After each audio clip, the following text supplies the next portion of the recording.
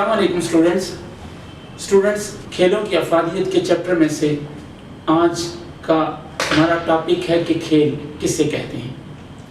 عام زبان میں ہم کھیل کسی بھی ایسی سرگرمی کو کہہ سکتے ہیں جو فرصت کے لمحات میں تفریح کے لیے کی جائے۔ عام طور پر ایسی سرگرمیوں سے ہمیں خوشی، راحت یا اطمینان ملتا ہے۔ یہاں شرط یہ ہے کہ لوگوں کی رائے میں یہ سرگرمی اچھی تصور کی جاتی ہو۔ اگر آپ چھوٹے بچوں کو دیکھیں تو وہ اپنا زیادہ تر وقت کھیل میں گزارتے ہیں۔ جو کچھ وہ کھیل کے دوران کرتے ہیں وہ عموماً انہیں سکھانا نہیں پڑتا، یعنی ہم کہہ سکتے ہیں کہ کھیل ایک فطری عمل ہے۔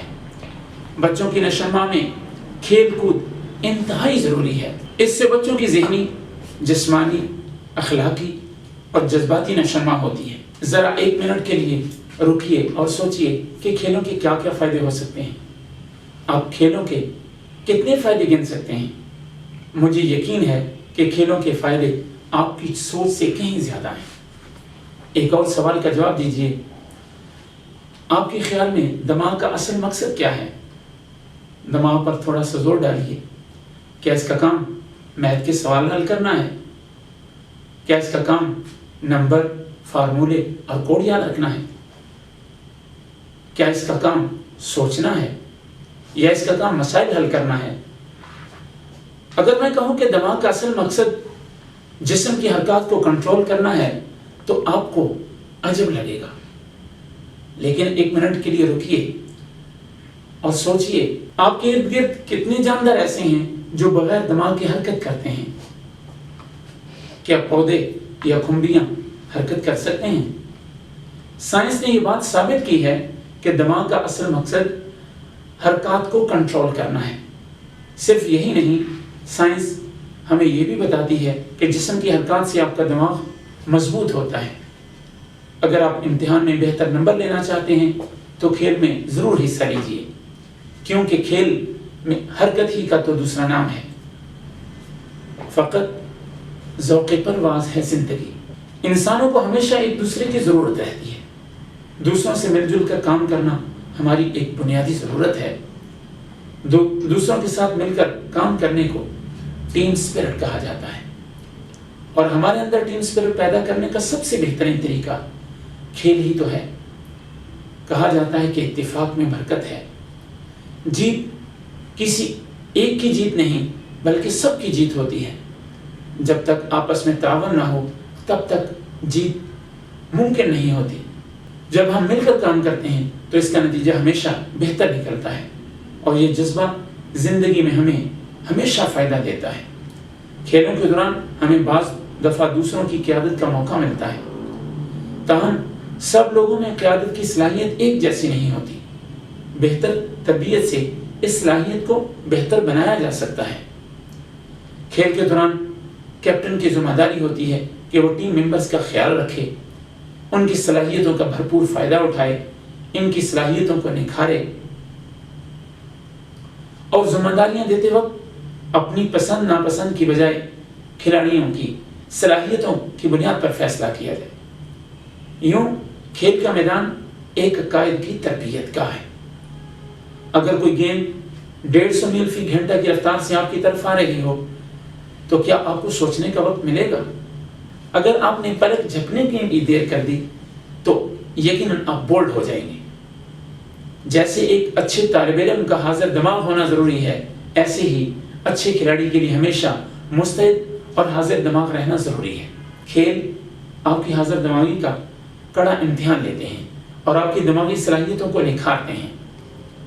ہماری ہڈیوں اور مسلز کی یہ خاصیت ہے کہ ان کو جتنا استعمال کیا جائے یہ اتنی ہی مضبوط ہو جاتی ہیں۔ آپ نے ویٹ لفٹرز تو دیکھے ہی ہوں گے۔ کھیلنے سے آپ کے جسم کے اعضاء مضبوط ہوتے ہیں اور آپ کی نشوونما میں خاطر خواہ بہتری آتی ہے۔ آپ نے آج تک کتنے کھیلوں میں حصہ لیا ہے؟ کیا آپ نے کبھی باکسنگ کی ہے؟ کیا آپ نے کبھی سکواش کھیلی ہے؟ کیا پتہ آنے والے کل کے محمد علی کلے آپ ہی ہوں؟ کیا معلوم آپ کے اندر جان شیر اور جہانگیر خان جیسی صلاحیتیں چھپی ہوئی ہوں؟ کھیلوں میں حصہ لینے سے आपके अंदर की छुपी सलाहियतें उजागर होती हैं। जैसा कि पहले ये बात हो चुकी कि इंसानों को दूसरे इंसानों की हर लम्हे ज़रूरत होती है। बाहमी राब्तों और मेल जोल से हमारे ताल्लुक मजबूत होते हैं। इससे हमें माशरे में अपना और दूसरों का मुकाम समझने में मदद मिलती है। हमारे अंदर एक दूसरे के बारे में एहसास पैदा होता है। खेलकूद की सहूलियात या मौके दस्तयाब ना हों तो बच्चे और नौजवान गलत कार्यों में मुलव्वस हो जाते हैं।